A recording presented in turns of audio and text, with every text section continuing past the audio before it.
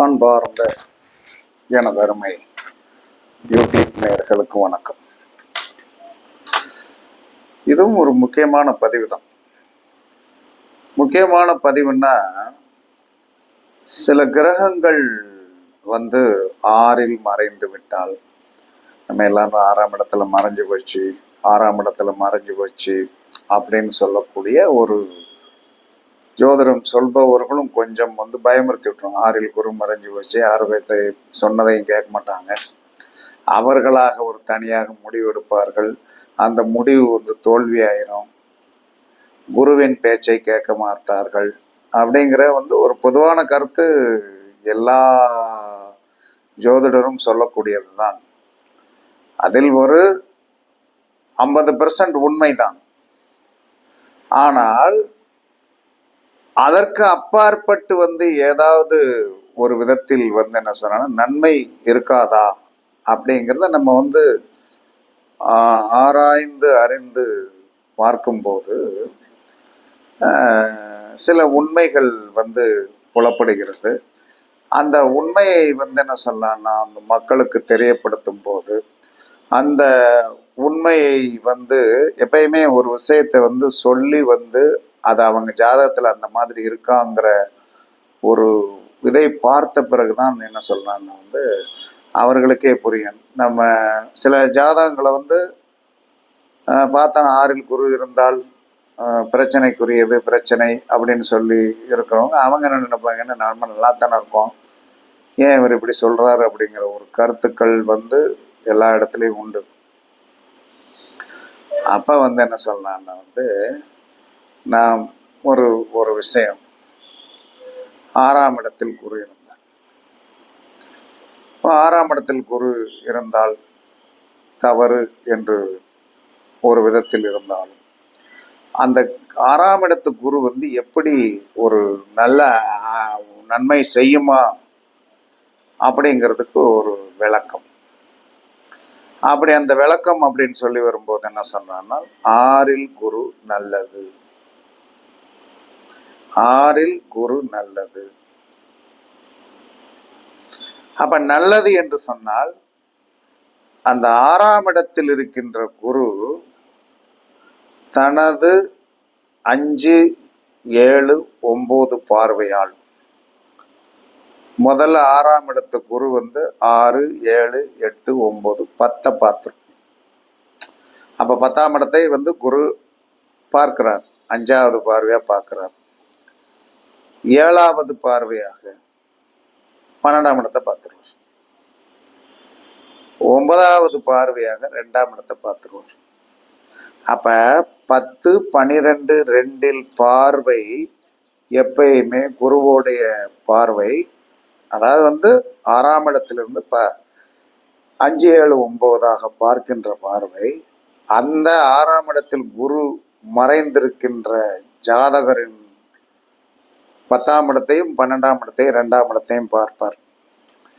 இதனால என்ன நடக்கும் அப்படின்னா, 2ஆம் இடம் என்பது தனம், 10ஆம் இடம் என்பது தொழில், 12ஆம் இடம் என்பது ஒரு விதத்தில் சேமிப்பு. இவர்களிடம் கண்டிப்பாக அந்த மாதிரி ஒரு அமைப்புடைய சேமிப்புகள் கண்டிப்பாக வந்துவிடும். இதை கொஞ்சம் பரீட்சித்து பார்த்து கொள்ளுங்கள். பரீட்சித்து பார்த்தீர்கள் என்று சொன்னால் கண்டிப்பாக உங்களுக்கு புரியும். அப்ப புரியும் அப்படின்னு சொல்லி வரும்போது, ஆறாம் இடத்தில் இருக்கின்ற குரு 10, 12, 2ஆம் இடங்களை பார்க்கின்ற காரணங்களால் அது என்னது, 2ஆம் இடம் என்பது தனஸ்தானம், 12ஆம் இடம் என்பது 2ஆம் இடத்திற்கு லாபஸ்தானம், 10ஆம் இடம் என்பது தொழில் ஸ்தானம். இந்த இடங்களில் இவர் மேன்மை அடைவார் என்று சொல்கிறது. ஏன்னா அவர் இருந்து பார்க்கின்ற இடம் 6ஆம் இடம். அப்ப 6ஆம் இடத்திற்கும் 2ஆம் இடத்திற்கும் ஒரு சம்பந்தம் உண்டு, 10ஆம் இடத்திற்கும் ஒரு சம்பந்தம் உண்டு, 10ஆம் இடத்திற்கும் 12ஆம் இடத்திற்கும் ஒரு சம்பந்தம் உண்டு. என்ன காரணம்னா அவர் இருக்கின்ற இடம் 6ஆம் இடம். 6ஆம் இடம் என்பது என்ன சொல்லலாம்னா ஒரு விதத்தில் தொழில் ஸ்தானத்திற்கு, தனஸ்தானத்திற்கு, 12ஆம் பாவத்திற்கு மேன்மையை செய்யக்கூடியது. மேன்மையை செய்யக்கூடிய எப்படி, 6ஆம் இடத்தில் குரு இருக்கிறார். 6ஆம் இடத்தில் குரு இருந்து கண்டிப்பாக அவருடைய 7வது பார்வை 12ஆம் இடத்தில் பார்வை விழும். அப்ப 12ஆம் இடத்தில் இருக்கின்ற பிரச்சனைகள் தீரும். 6ஆம் இடத்தில் குரு இருந்து 10ஆம் இடத்தை பார்ப்பார். 10ஆம் இடத்திற்கு அவர் எந்த இடத்துல இருந்து பார்க்கார்? 9ஆம் இடத்துல. 10ஆம் இடத்துக்கு அது 9ஆம் இடம். 10ஆம் இடத்திற்கு 9ஆம் இடம். அப்படி கணக்கெடுக்கணும். 10ஆம் இடத்துக்கு அது 9ஆம் இடம். அப்ப ஒரு 10ஆம் இடத்திற்கு 9ஆம் இடத்திலிருந்து குரு நின்று பார்க்கும்போது பாக்கியத்தை அணைப்ப, தொழில் மூலமாக பாக்கியத்தை அணைப்ப. 6ஆம் இடத்து குரு கரெக்டா 2ஆம் இடத்தை பார்க்கறான். 2ஆம் இடத்திற்கு அந்த குரு நிக்கிற இடம் 5ஆம் இடம். அப்ப பார்க்கும் போது பிரச்சனைக்குரிய ஜாதகமாக 6ஆம் இடத்தில் குரு இருப்பது தெரிந்தாலும் பலாப்பழம் முள் மாதிரி தெரிகிறது. பலாப்பழம் முள் இருக்குதே, ஒண்ணு வேண்டாம், நம்மளால அது என்ன சொல்றான்னா சரி வராது என்று சொல்லிவிட்டு போவதை விட அது கொஞ்சம் முள்ளாக இருந்தாலும் உள்ளே இருக்கின்ற சொலைகள் என்ன சொல்றா கண்டிப்பாக ருசியாக இருக்கும் அப்படிங்கிறது இது சுட்டி காட்டுகிறது. ஓகேவா? அப்ப நல்லது. இந்த 6ஆம் இடத்துக்கு 10, 12 2ஆம் இடங்களை பார்ப்பதனால் 10ஆம் இடம் நல்லா இருக்கும், 12ஆம் இடம் நல்லா இருக்கும், 2ஆம் இடம் நல்லா இருக்கும் என்பதும் சொத்து பத்து சேர்த்துருவாங்க. அதுல எந்த வித பிரச்சனையும் கிடையாது. சொத்து பத்து சேர்த்துருவான். சரி, இன்னொரு விஷயம், குரு என்று சொல்லக்கூடிய ஒரு சூரியனுக்கு 5, 6, 7, 8, 9ல போகும்போது என்ன சொன்னா வக்கரமாயிருவார். இந்த குரு வக்கர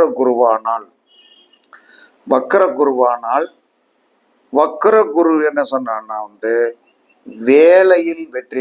ஏதாவது ஒரு வேலைக்கு போயிடுவார். அவர் வக்ர குருவாக இருந்து 6ஆம் இடத்தில் இருக்கிற குரு வக்கரமாக இருந்தால் அவர் வேலையில் மேன்மையற்ற நபராகவும் தான் பார்க்கின்ற வேலையில் பயங்கரமான சைன் பண்ணி நல்ல நிலைமையில் இருப்பார். வக்ர குரு வேலையில் அடிமை வேலையில் விருத்தி. ஓகே, அடிமை வேலையில் விருத்தி. அதே சமயத்தில் 6ஆம் இடத்து குரு வக்கரம் இல்லாமல் இருந்தால் தொழிலில் என்ன சொல்லணும் பயங்கரமான மேன்மை, சுய தொழில் பார்த்து பயங்கரமான மேன்மை அடைந்து விடுவார்கள் என்று சாஸ்திரம் சொல்லுகிறது. நான் சொல்லவில்லை.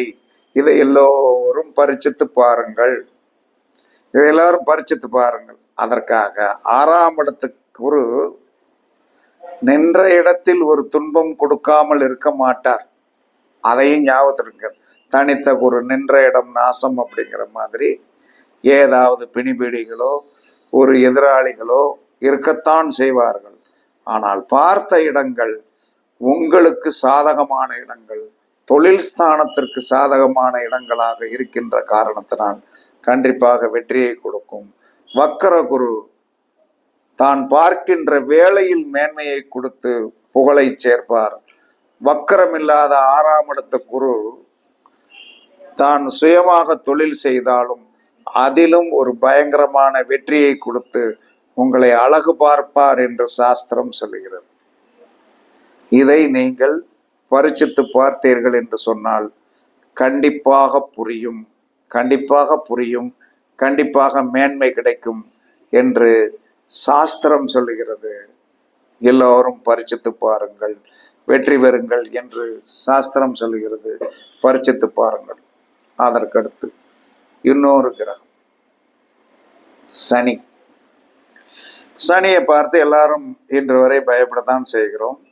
சனியோடைய கோச்சார பெயர்ச்சி என்பது எப்படி இருக்கும்? சனியோடைய ஒரு கோச்சார பெயர்ச்சிகள் எந்தெந்த இடத்துக்கு போகும்போது வெற்றி மேல் வெற்றி கிட்டும், பதவி உயர்வுகள் கிட்டும், தொழிலில் விருத்தி அடையும் அப்படிங்கிறதும், எந்த இடத்திற்கு அது போய் என்ன சொன்னான்னா ஒரு கிரகத்தோடு சேரும்போது எவ்வளவு துன்பங்களை கொடுக்கும் என்று சொல்லக்கூடிய ஒரு ரகசியம். அப்ப சனி இருக்கின்ற இடம், உங்க ஜாதகத்தில் சனி இருக்கின்ற இடம் கண்டிப்பாக எந்த இடம் வேணாலும் இருக்கட்டும், சனி இருக்கின்ற இடத்திற்கு கோச்சார ரீதியாக என்ன சொல்றான்னா கோச்சார ரீதியாக ராகு வரும்போது, சனி இருக்கின்ற இடத்திற்கு கோச்சார ரீதியாக ராகு வரும்போது தொழிலில் மேன்மை அடைந்து விடுவீர்கள். சனி இருக்கின்ற இடத்திற்கு ராகு, சனியோட ராகு வந்து சேர்ந்துடுறாரு.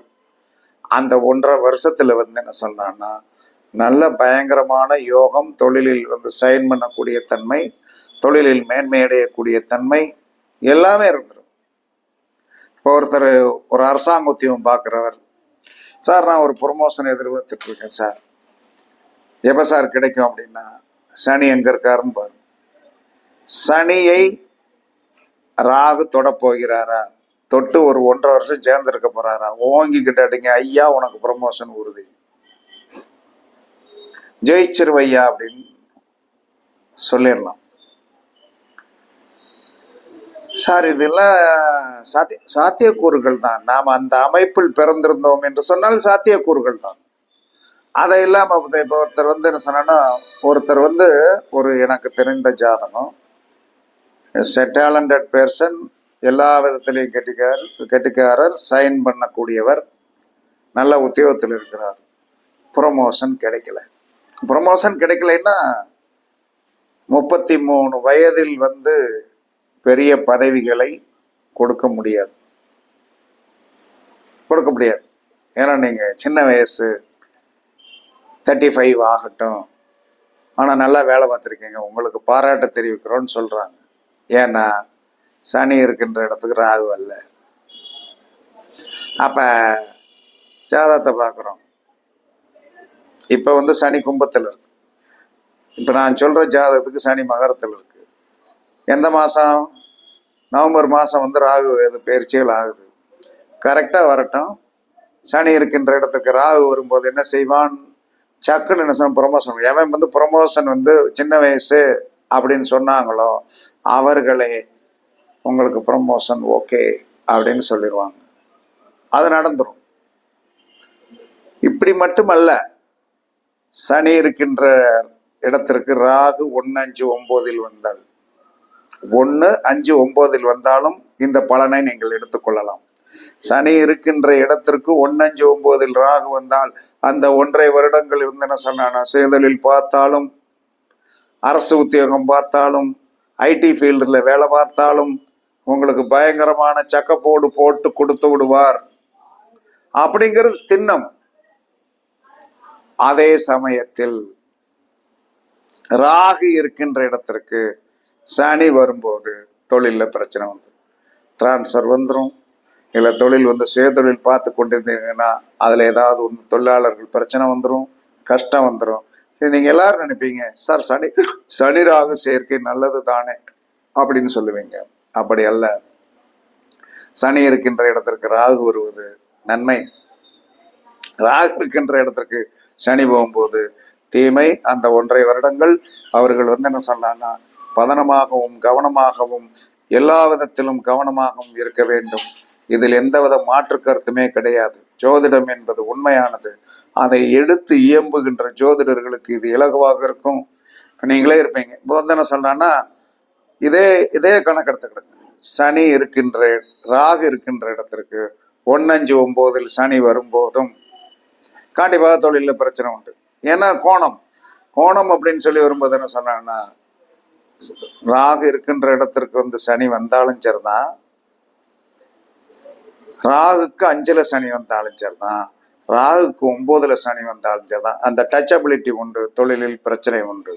அதே சமயத்தில் சனி இருக்கின்ற இடத்திற்கு ராகு வந்தாலும் சரிதான், சனி இருக்கின்ற இடத்திற்கு 5ல் ராகு வந்தாலும் சரிதான், சனி இருக்கின்ற இடத்திற்கு 9ல் ராகு வந்தாலும் சரிதான், அவர்களுக்கு தொழிலில் ஒரு கிஃப்ட் உண்டு அப்படின்னு சாஸ்திரம் சொல்லுது. இதெல்லாம் உண்மைதான், உண்மைதான், உண்மை இல்லாமல் இல்லை. அப்ப நம்ம ஒவ்வொரு விஷயத்திலும் இதை வந்து குறித்து வைத்துக் கொள்ளுங்கள், எல்லாருக்கும் பயன்படும். சில நேரங்களில் ஏன் தொழில் வந்து சகன்னு ஓடுன்னு தெரியாது, சில நேரங்களில் ஏன் படுக்குதுன்னு தெரியாது. அப்ப எல்லாமே காலச்சக்கரத்திற்கு உண்டான அந்த ரவுண்டில் நாம் எல்லாரும் கட்டுப்பட்டவர்கள் தான். அந்த சூழ்நிலைகளும் சந்தர்ப்பங்களும் நம்ம இன்னைக்கு வரைக்கும் நம்மளை ஆட்டி வைத்து கொண்டுதான் இருக்கிறது. அதில் எந்தவித மாற்று கருத்தும் கிடையாது. சனி நின்ற இடத்திற்கு ராகு வரும்போது தொழிலில் விருத்தி, ராகு நின்ற இடத்திற்கு சனி வரும்போது தொழிலில் பிரச்சனை. இதே மாதிரி சனி நின்ற இடத்திற்கு 1-5-9 ராகு வரும்போது தொழிலில் விருத்தி. இதே மாதிரி ராகு நின்ற இடத்திற்கு சனி 1-5-9 வரும்போது தொழிலில் பிரச்சனை என்பதை எடுத்துக்கொள்ளுங்கள். கவனமாக இருங்கள். எல்லோருக்கும் இறைவன் நல்லருள் கொடுக்க வாழ்த்துக்கள் கூறி உங்களிடமிருந்து விடைபெறுவது சிப்பிப்பாறை ஜோதிடர் சாதி ராகவன் ஜெயபாலாஜி. சுகமே சொல்க, சுகமே சொல்க. வாழ்க வளமுடன், வாழ்க வளம். வணக்கம், வணக்கம், வணக்கம்.